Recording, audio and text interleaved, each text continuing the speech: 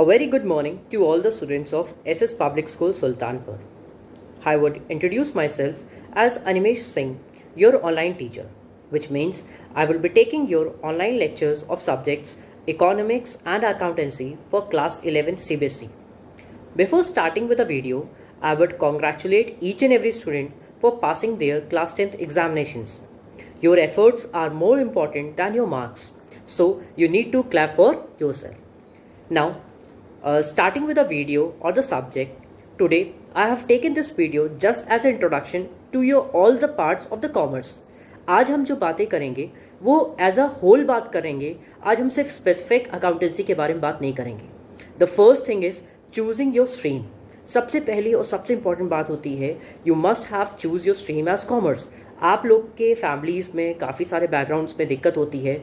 सबसे पहला question put up होता है व्हाई यू हैव चूज और opted commerce. So there is always a dilemma about choosing your stream. आप सब लोग के दिमाग में एक उलझन सी मची होती है क्लास 10th के बाद हम लोग कौन सा स्ट्रीम ले. मेरा दोस्त तो साइंस स्ट्रीम ले रहा है या कोई आर्ट्स स्ट्रीम ले रहा है, कोई कॉमर्स ले रहा है. Which stream should I choose so that I am able to build my career. सबसे पहला इंपॉर्टेंट बात ये होती है कभी भी आपको अपने स्ट्रीम को ध्यान में रखते हुए सारे फैक्टर्स को इग्नोर कर देना चाहिए. आपको अपने इंटरेस्ट के बारे में स्टडी करना चाहिए.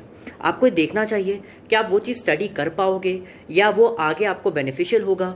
उस सब्जेक्ट में आपको इंटरेस्ट आ रहा है कि नहीं आ रहा है, ये सबसे बड़ी बात होती है जब आप अपने स्ट्रीम को चूज करते हो. तो I am assuming that each and every one has interest in the subject of commerce. चलो ठीक है, मैं मान लेता हूं कि आप लोग को उसमें इंटरेस्ट है, but I would definitely try to explain that why the commerce is an important subject. आप एक तरीके से कह सकते हो science is the study within the box whereas commerce is study outside the box. मैंने ये जो लाइन बोला इसका कहने का मतलब ये है, एक कॉमन एग्जाम्पल्स आप समझिएगा. जो एक साइंटिस्ट होता है वो क्या करता है, इनोवेशंस करता है, एक्सपेरिमेंट करता है. जैसे आज के पैंडेमिक के टाइम पे, कोविड के टाइम पे साइंटिस्ट क्या कर रहे हैं, वैक्सीन की टेस्टिंग कर रहे हैं. All the testings are been done in a laboratory. Lab एक बंद बॉक्स होता है जहां पे सारी टेस्टिंग होती है, सब कुछ वहां पे रहता है. जैसे ही वैक्सीन बन करके तैयार हो जाएगी, क्या वो साइंटिस्ट हर एक के घर घर जा करके वैक्सीन लगाएगा? क्या वो साइंटिस्ट उस वैक्सीन का प्रोडक्शन करेगा? That is not possible for the scientist. Scientist का काम क्या है, एक्सपेरिमेंट करना, उनको इनोवेशन करना और लोगों को सपोर्ट करना in day to day life. But for a commerce student, it's important to create a link between the science and the outside people. सबसे बड़ा प्लस पॉइंट कॉमर्स का क्या होता है कि ये जो गैप होता है साइंस साइड से या साइंटिस्ट से उठा करके उन वैक्सीन को लेकर के आना और हम लोग तक पहुंचाना, ये काम कौन करता है, कॉमर्स करता है. ये कैसे करता है भाई? साइंटिस्ट तो अपनी वैक्सीन बना करके बैठ जाएगा, एक बिजनेसमैन जाएगा उसको मास लेवल पे क्या करने, प्रोड्यूस करने, उसकी मार्केटिंग होगी, उसका एडवर्टीजमेंट होगा, फिर उसमें कई सारे एम्प्लॉयज वर्क करेंगे, हम रॉ मटेरियल्स को अपने अरेंज करेंगे और इस तरीके से हम अपने सब कुछ प्रोसेस करके, या आप ये कह सकते हो रॉ मटेरियल को प्रोसेस करके एक प्रॉपर वैक्सीन्स को मार्केट में हम लोग क्या कर सकते हैं, इशू कर पाएंगे. So you be proud of yourself that you are going to study a very good subject. Now one and another thing that all the students should keep in mind from now onwards. आज के बाद से आज यहाँ पे जितने भी बच्चे बैठे हो वो सब एक बराबर हो. No one is 90% student, no is below that, no one is 50% student और 60%. आपके कुछ भी मार्क्स हो इससे कोई भी फर्क नहीं पड़ता है. क्यों नहीं फर्क पड़ता है? इसका सिंपल से रीजन ये है, आज से जो भी हम अकाउंटेंसी के बारे में आपको पढ़ाएंगे वो पहली बार आप भी पढ़ रहे होगे, भले वो 90% वाला बच्चा क्यों ना हो, 60% वाला बच्चा हो या 50% वाला बच्चा हो. तो यानी आज मेरा पहला लेक्चर क्या होगा, आपके लिए भी एकदम उतना ही नया होगा जितना 90% वाले बच्चे के लिए बात होगी. हो सकता है कि पहले में आपने थोड़ी बहुत कसर छोड़ दी हो, उतनी अच्छे से मेहनत नहीं की हो, कहीं मन नहीं लगा हो, तो अब आपके पास सबसे अच्छा चांस ये है कि आप यहां से एक पहला स्टेप चढ़ के काफी अच्छे से आप आगे क्या कर सकते हो, वर्क कर सकते हो. तो this is the plus point for choosing commerce as a subject. So Now you can easily explain to anyone why you choose the subject commerce. अब आप आसानी से बता सकते हो भाई हाँ ये रीज़न थे जिसके चक्कर में मैंने कॉमर्स किया है, ऑप्ट किया है. ऐसे ही भेड़ चाल नहीं हो गई कि हाँ किसने, मेरे दोस्त ने कॉमर्स लिया तो मैंने भी कॉमर्स ले लिया.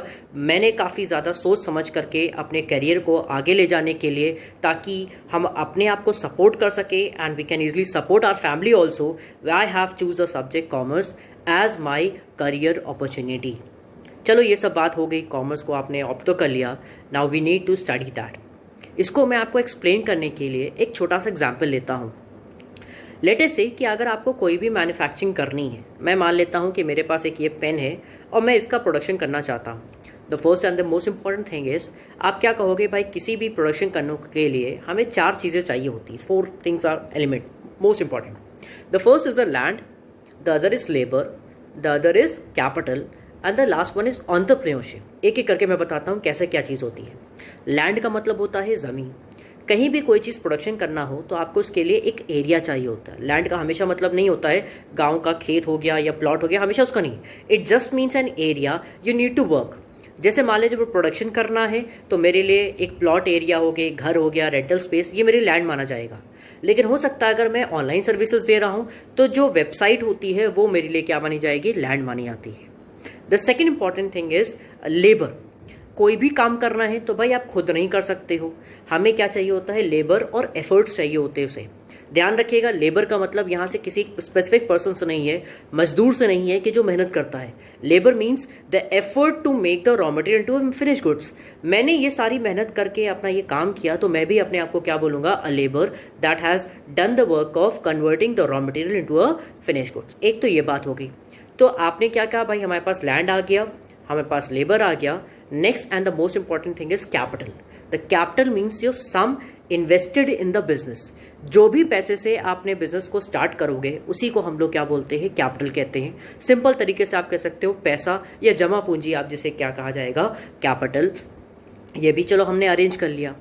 अब लास्ट फैक्टर क्या है, last factor is entrepreneurship. Entrepreneurship का मतलब होता है your zeal to run a business.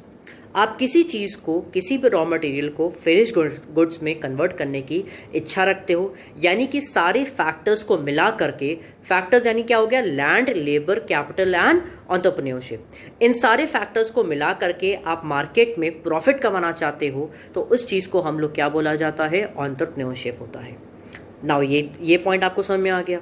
अब इसको थोड़ा सा और इलैबोरेटिव लेकर के जाते हैं।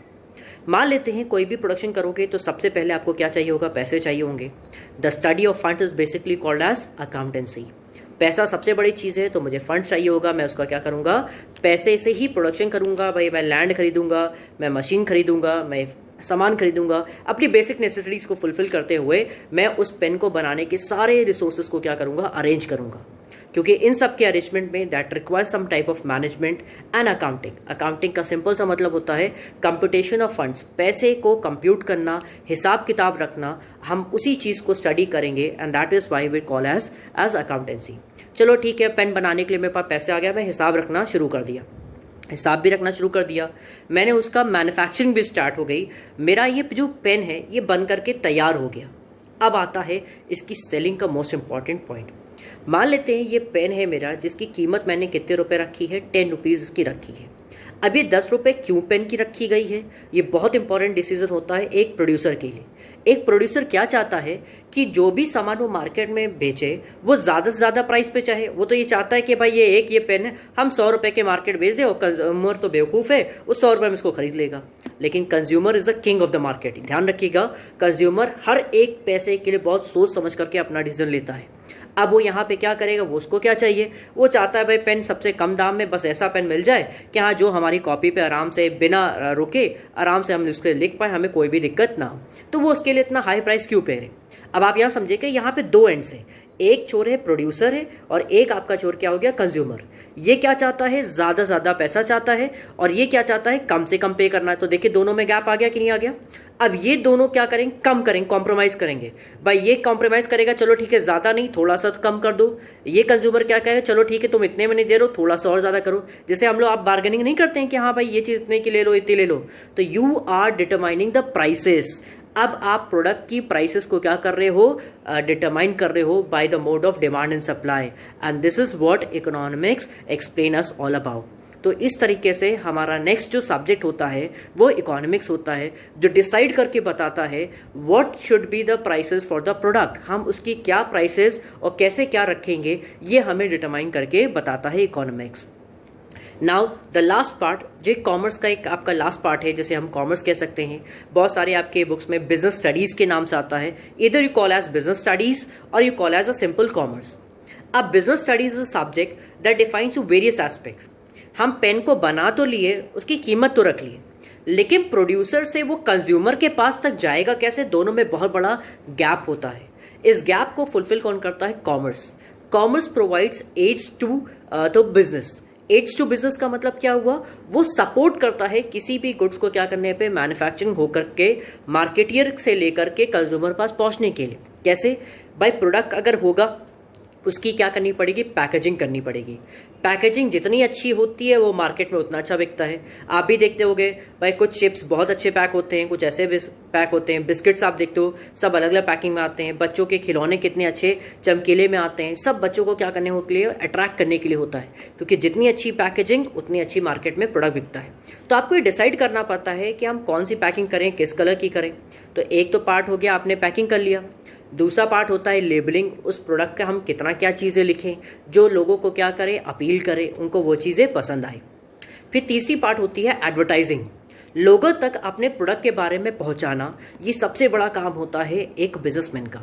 अब कैसे भाई, मार्केट में तो आए दिन आज कुछ ना कुछ नई चीज़ें प्रोड्यूस हो रही है, नई चीज़ इन्वेंट हो रही है, लेकिन हम और आपको बारे में हर एक चीज़ के बारे में नहीं पता चल पाता, बहुत टाइम लगता है। तो the marketer keeps on advertising about the product in day to day business.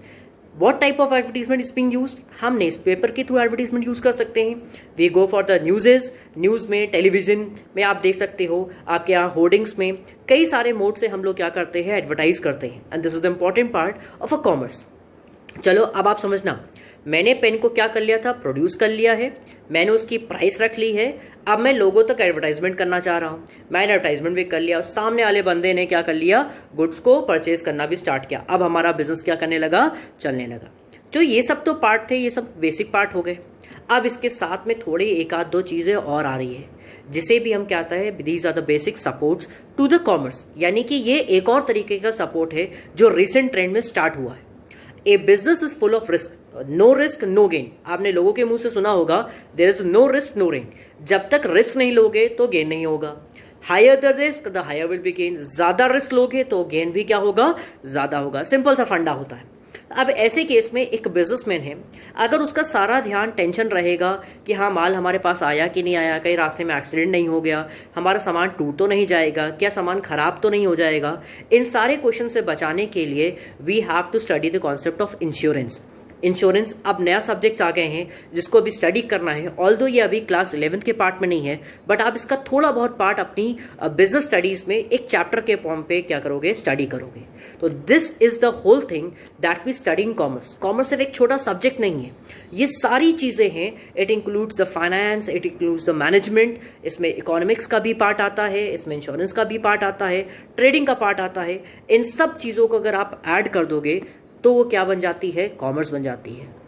I hope what ever I have told you everything is useful for you. आपको वो सारी चीज़ें काफ़ी अच्छे से समझ में आ रही गई। I am hoping that you can gain the best from that. साथ ही साथ में अब आगे के वीडियोस में we will be working on the topic of accountancy. अब मैं डायरेक्टली अपने सब्जेक्ट पे आऊँगा and we will start with our first lecture of accountancy. Today I am closing this video at this point only. So everyone take care and all the best.